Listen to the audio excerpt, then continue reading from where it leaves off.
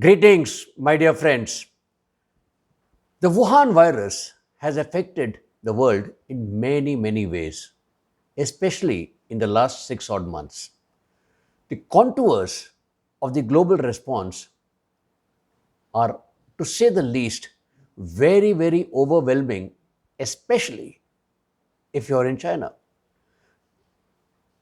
No outside force can truly speaking make an impact on China unless the countries that make up the border of with China get together, band together, do something which will make an impact.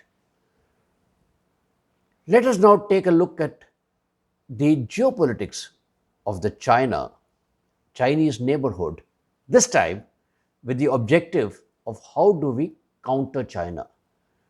Can we find a glue that binds these nations together? Can we find something that will help us in ensuring China can be countered effectively?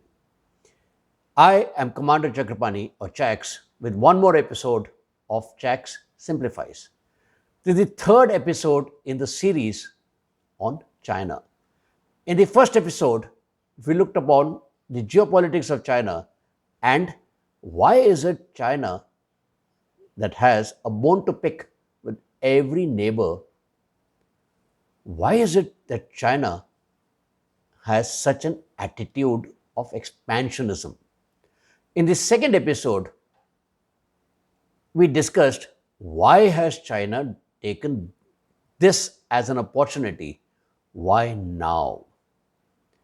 This episode, the third in the series, will look at the geopolitics of China once again, this time with the objective of why or how can we counter China.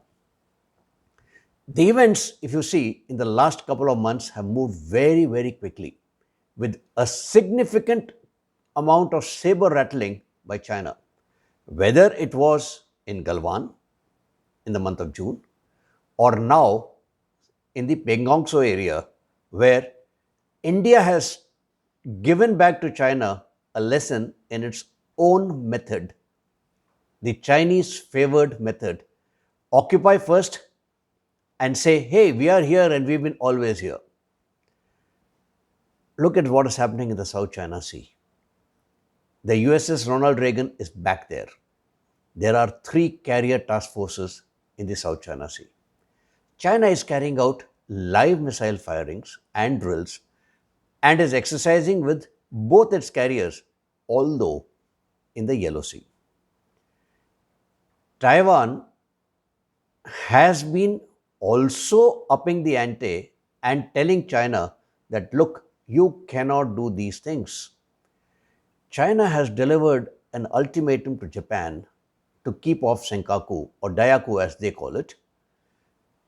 It has asked the US to desist from what they call the disastrous path. It similarly directed both Vietnam and Indonesia to desist. China has shown no intention at all of withdrawing from the heights in the Ladakh area, which it came in the month of May. In fact, India has turned the tables by taking over some of the heights in the southern bank of the Pengong Soe and has, in addition, taken the higher ground in this northern bank of Pengong So. This is a major loss of face as far as China is concerned, and it does not seem to have a method of coming out of this quagmire. It has amassed 3 divisions of infantry, armor, artillery, the People's Liberation Army Air Force at various locations in Tibet and can't see a way to get them off. China is hurting. But let's take a look at China by itself. China is the big bully in the region. It believes in bilateral negotiations, as all big bullies do, and uses its size, its economy, its military muscle to dominate. India is the biggest economy other than China in this part of the world and probably the only one that can threaten China. Therefore, India has to be countered. India is countered by all means and methods that China has available, right? Whether it is use of proxies, Pakistan, now Nepal, trying to dislodge India from Bangladesh, Myanmar, Maldives, now Iran, the string of pearls and creating of bases across in a manner to be able to hold India to where it is. Don't forget, China keeps entering into Indian territory in the north, in the Himalayas, essentially to keep India off balance and in many ways ensure India does not focus in building its navy. Surprisingly, Indian naval budget has shrunk over the years to just around 15% now, from approximately 18 to 19%. Okay, it is keeping India off the front foot, on the back foot, so that it keeps India focused on its land borders in the north, whether Pakistan or China, now Nepal, and uses Bhutan where it feels like. And of course, don't forget the Chinese old method of propaganda. It has numerous proxies in India, numerous sympathizers, and even more, how should I put it, disastrously, a secret deal with one of the major political parties in India. On the other hand, India has not really speaking tried to build an alliance against China. It has not created a bloc. The Quad was initiated by Japan a while back with support from the US and Australia, still remains in its infancy with India not fully committing to it.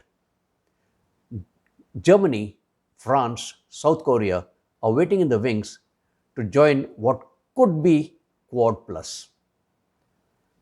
There is, however, another secret sauce, another glue, a glue that is stronger than most alliances can be, a glue that binds people. The people who are on in the Southeast Asia, all bordering China, from Myanmar to Thailand, from Malaysia to Indonesia, and indeed from Philippines to South Korea. Oh, you will ask me whether I'm serious or joking.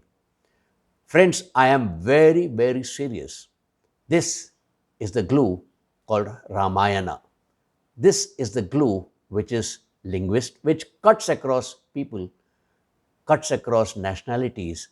And don't forget, India has never ever tried to occupy any territory outside of India. Therefore, does Ramayana provide the impetus for an informal bloc? Let us now examine the geopolitics of Ramayana. Let's take each country one by one. Myanmar or Burma. The Burmese version of Ramayana is called Yamayana. The Yama Zaddav is the Jataka Tales version of the same. It is the unofficial epic of Myanmar. The plot, the features, the characters, the characteristics of many of the characters remain largely similar, and the Yamayana is definitely influenced by the Thai version, the Ramakin. Of course, the names are more Burmese and they are similar to the translation of the Sanskrit names.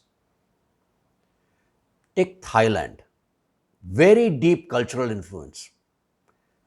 Officially, the national epic of Thailand, Ramakin. The current king, Rama the 10th. The capital, Ayodhya. Surprisingly, Ramayana and Mahabharata reached Thailand somewhere in the 5th century BC. Ramakan forms an integral part of the Thai culture. It is actually taught in schools, unlike in India. Ramakan, of course, differs from the original version, the Valmiki's version of Ramayana. And of course, it gives more importance to Hanuman. Yes, Hanuman.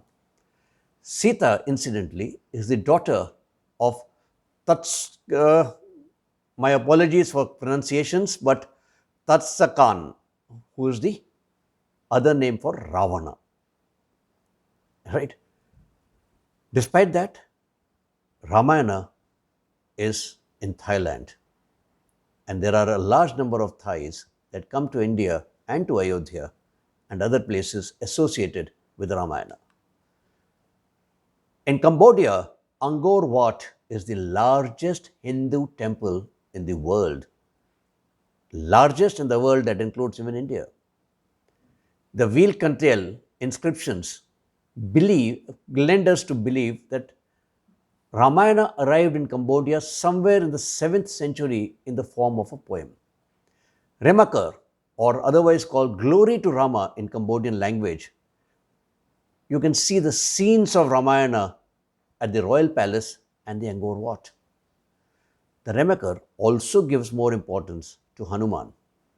The Cambodians fused the Hindu ideals and Buddhist themes together to form the poem and their dance theatre, Lakhan. Lakhan is commonly performed during all festives or festive seasons of Cambodia. The peasants in Cambodia recite Ram Kirti for good harvest. Interesting, the Laos version of the story, Fralak, Fralam, focuses more on the heroism of Lakshman. Since Laos has its roots in Hinduism, Rama is believed to be an incarnation of Lord Buddha. It is also considered a national epic. It arrived in Laos later than Cambodia and Thailand, and by the time it arrived, the legend had lost a lot of its original flavor and has become much more localized. The title and the retelling is named after the two brothers, Fralak, which is Lakshman, and Fraram, which is Rama. On the other hand, Malaysia has Hikayat Seri Rama, the Malay version. It is special because it involves shadow puppetry. Hikayat Sri Rama also gives Lakshman a much larger role, and it actually increases his importance compared to Ram in some incidents. Malay writers and storytellers have glorified Lakshman's courage, and they have also much more focused on him. The tale of Ram and Sita is also told through the traditional dance drama of Makyong. The Indonesian or the Javanese version is the Kakawin Ramayana. The second half of this Ramayana differs or diverges from its original Sanskrit version, and it incorporates certain indigenous Javanese deity Semar and his three sons, Gering, Fetruk, and Bagong. Apparently, this version was more based on Ravanavad, a 6th century retelling of the Ramayana by the Indian poet Bhakti Kavya. The focus of the Kavakin Ramayana is on the antagonist, the Ravana. The Indonesians perform the saga through their two dance forms, the Rama Kavakya and the Wayang Bong Javanese dance. The characters of Ramayana, the scenes from Ramayana, can be seen in the 9th century Prambhan temple at Yogyakarta. If someone said Philippines also has an influence of Ramayana and the Hindu influence, there would be a lot of us who would say, Philippines, too far off, I don't think so. But their famous dance, Singkil, is based on the Ramayana. The Maharadya Lavana, King Ravana, epic poem is of the Marano people. This Rama Kirhari, a ballet, was showcased at the opening ceremony of the ASEAN nations meeting in November 2017 as one of their national dances. Surprise, surprise, South Korea. According to Korean legends, an Ayodhya princess, Suriratna, traveled to South Korea when she was 16 years of age in 48 AD. She married the king Suro of the Gumgyan Gaya and started rule and founded the Karak dynasty. Together, they are heralded as ancestors for surprisingly two-thirds of the Korean population today. The popular South Korean books, comprising of fables and historical stories, Samgyak Yusa, or Memorabilia of the Three Kingdoms, mentions that Queen Hwangok was the princess of Ayodhya kingdom. The queen is Suriratna, and Ayodhya is the Ayodhya of India. Not surprisingly, in March 2001, the mayors of Ayodhya in Kimhei signed a sister city agreement. A memorial was built on the banks of the Saryu in Ayodhya in honor of the princess Suriratna, or queen, or the Korean queen, Hyo Hwangok. The South Korean First Lady visited the memorial in 2016. You can see there is considerable, phenomenal, flabbergasting soft power, and this soft power was in demonstration during the Bhumi Pujan of the Ram Mandir in Ayodhya very recently. Sorry, that was the watershed moment, not just for India, but for the entire Southeast as a whole.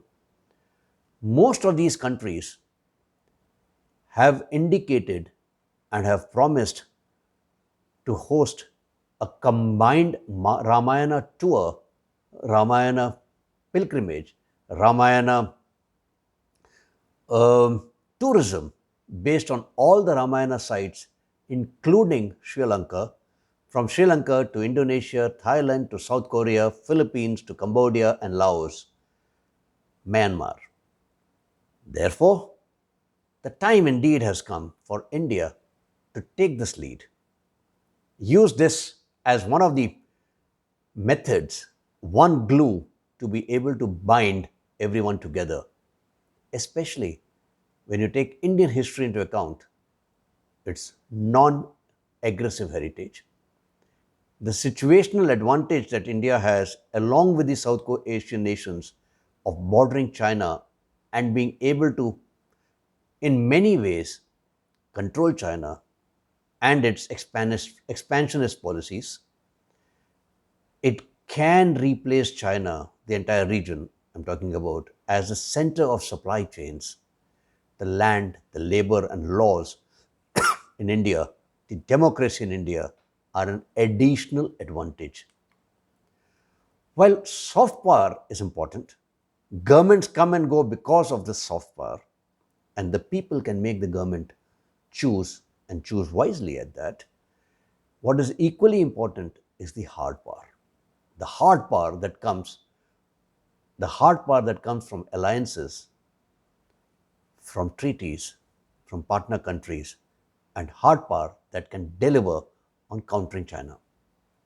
Quad is one such alliance, which will be something similar to NATO and be predominantly Indo-Pacific oriented.